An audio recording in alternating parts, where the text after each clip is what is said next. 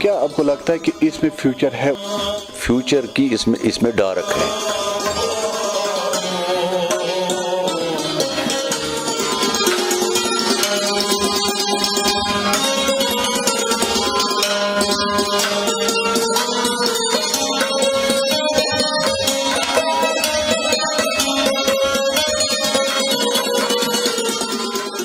آداب ناظرین، آپ دیکھ رہے ہو خبر اردو، میں ہوں پٹھان جاوید. ہم اس وقت موجود ہے استاد مشتاق صاحب کے ساتھ اور شبیر صاحب کے ساتھ، کیونکہ یہ ایک ایسی فیملی ہے جو کلاسیکل میوزک کشمیر ہے وہ اس کو آگے چلاتے ہیں.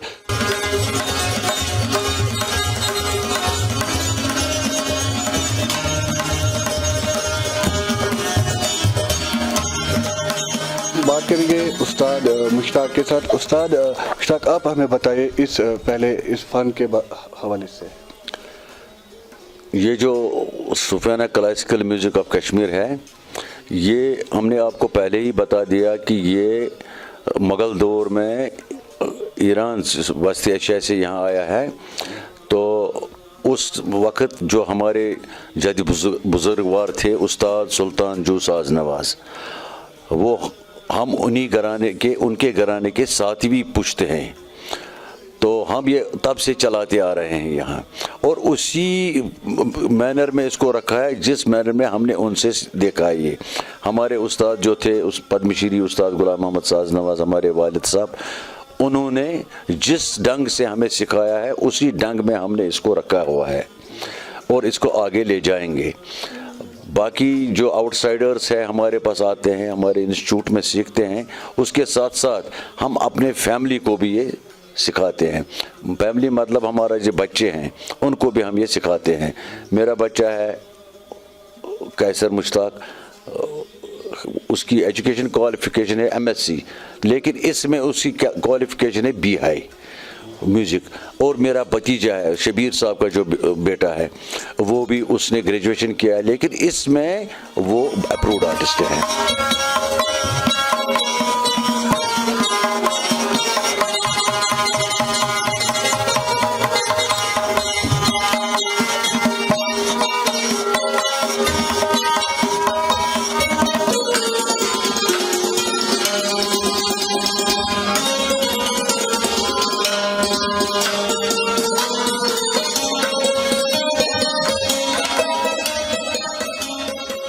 اگر ہم دیکھیں تو کلاسیکل میوزک یا کوئی بھی میوزک ہو، اس میں زیادہ تر اب جو نئی جنریشن وہ نہیں جاتی ہے، کیونکہ آپ نے بولا کہ آپ 7ویں پیڑھی ہے اس کے اور وہ 8ویں پیڑھی اب تیار ہو رہی ہے.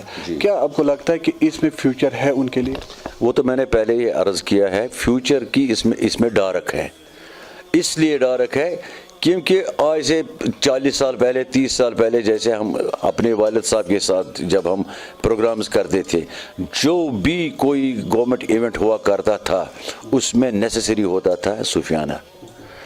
اگر اس میں لائٹ میوزک جو یہاں کا فوک میوزک ہے، لائٹ میوزک ہے، چکری وغیرہ یہ بھی ہوا کرتی تھی، لیکن صوفیانہ اس میں مسٹ ہوا کرتا تھا.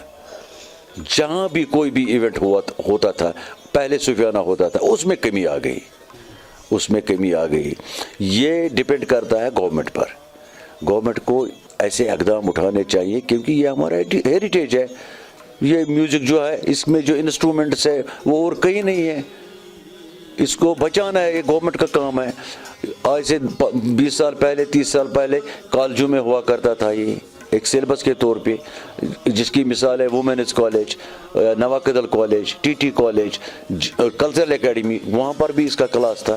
سب انہوں نے آہستہ آہستہ ختم کر دیا.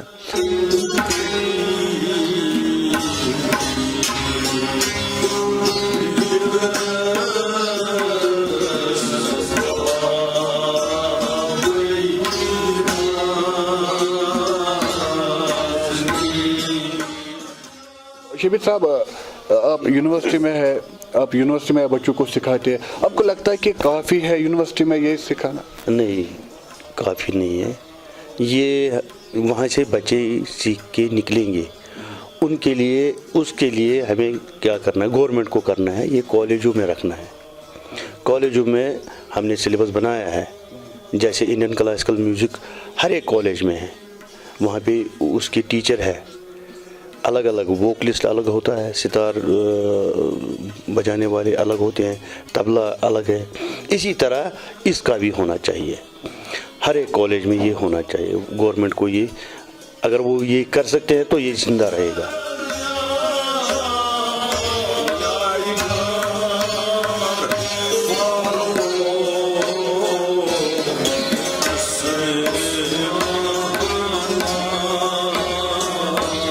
ہمارا والد صاحب کہتے تھے کہ یہ اللہ تعالیٰ سے نا وہ جڑنے کا چھوٹا سا طریقہ ہے نا، سمپلسٹ طریقہ ہے، مگر ایسے لوگ کم ہوتے ہیں، اس وقت وہ کم ہیں، مگر ہے جو ہمیں سنتے ہیں۔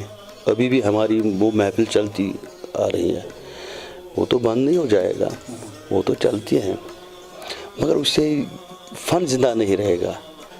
فن اس سے زندہ رہے گا اگر یہ کالجوں میں ہوگا یا باقی جتنے بھی ڈپارٹمنٹ ہے، یہاں پہ اس کا ایونٹ ہونا چاہیے، اس سے زندہ ہوگا رہے گا۔ یہ تھے ہمارے ساتھ مشتاق صاحب، استاد مشتاق صاحب اور استاد شبیر صاحب، جو یہاں کے کلاسیکل، جو کشمیر کا کلاسیکل میوزک ہے اس کو آگے چلاتے ہیں، کیونکہ پھر انہوں نے جو ہے اپنے فیملی کو بھی آگے لیا ہے، کیونکہ ان کے دادا پردادا جو ہے وہ بھی اسی میوزک سے اپنا سہارا بنا کے اس کو آگے چلے، اور انہوں نے بھی یہ زندہ رکھا اور اپنے بچوں کو بھی دیا، اور ان کا یہی ماننا ہے کہ جب تک سرکار اس کو آگے نہ بڑھائے تب تک یہ زیادہ کچھ اس میں نہیں کر سکے۔ اگر یہ فری انسٹیٹیوٹ بھی چلاتے ہیں، بس سرکار کو بھی چاہیے کہ وہ کالج لیول میں بھی اس کو سٹارٹ کرے، تاکہ جو بچے ہیں جو یہ سیکھتے تاکہ ان کو بھی ایک روزگار ملے۔